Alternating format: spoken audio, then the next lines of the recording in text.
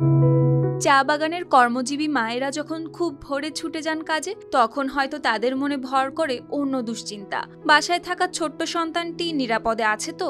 আর এই প্রয়োজন থেকেই গড়ে উঠেছে সমাজভিত্তিক সমন্বিত শিশু যত্ন কেন্দ্র, যেখানে থাকে শিশুরা সুরক্ষিত, পায় খেলাধুলা আর নতুন কিছু শেখার সুযোগ। অন্যদিকে সেই সময়টাতে এখন নিশ্চিন্তে কাজ করতে পারছেন মায়েরা। আমাদের একটা শিশু কেন্দ্র আছে, সেখানে আমরা বাচ্চা রেখে যাই। অনেক নিরাপত্তা থাকে সেখানে, আর আমরা নিরাপদভাবে কাজকর্ম করে আসতে পারি। হবিগঞ্জের আইসিবিসি নামের এই প্রকল্পের মাধ্যমে চলছে শিশুর প্রারম্ভিক বিকাশ, যত্ন ও সাঁতার শেখানোর কার্যক্রম, যেটি মহিলা ও শিশু বিষয়ক মন্ত্রণালয়ের অধীনে বাস্তবায়ন করেছে বাংলাদেশ শিশু একাডেমি। আমি তো সকালে বাচ্চা 9টাতে দিয়ে যাই স্কুলে, শিক্ষকের কাছে থাকবো বইলে ওরা ভালোভাবেই রাখে আর ভালোভাবেই থাকে বাচ্চা, আর আমরা নিশ্চিন্তে বাসাতে থাকি, কাজকর্ম করি। 2টার সময় এসে বাচ্চা নিয়ে যায়, কোনো যেমন সমস্যা না হয় এটা তারা দেখে শুনেই রাখে।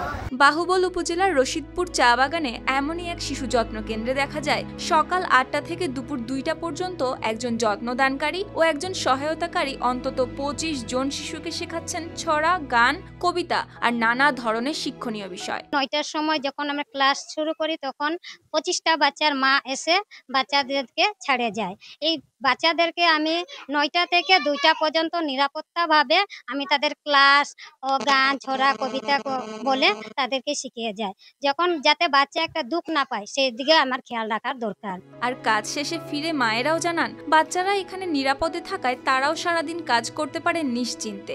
আমাদের বাচ্চা কাচ্চা ভালো থাকবে বলে আমরা শিশু কেন্দ্র দিয়ে যাই। বেলা 2টা পর্যন্ত আমাদের বাচ্চা থাকে স্কুলের মধ্যে, আমরা বেলা 2টা পর্যন্ত কাজ করি, কাজ থেকে এসে আমাদের মোনাদেরকে নিয়ে যাই।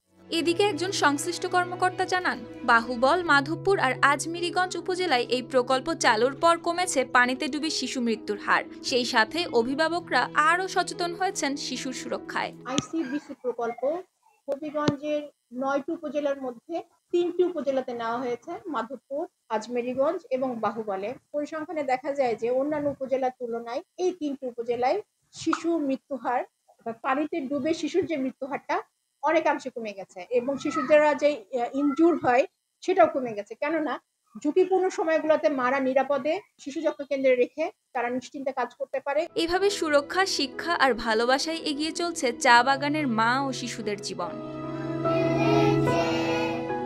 News desk, RTV।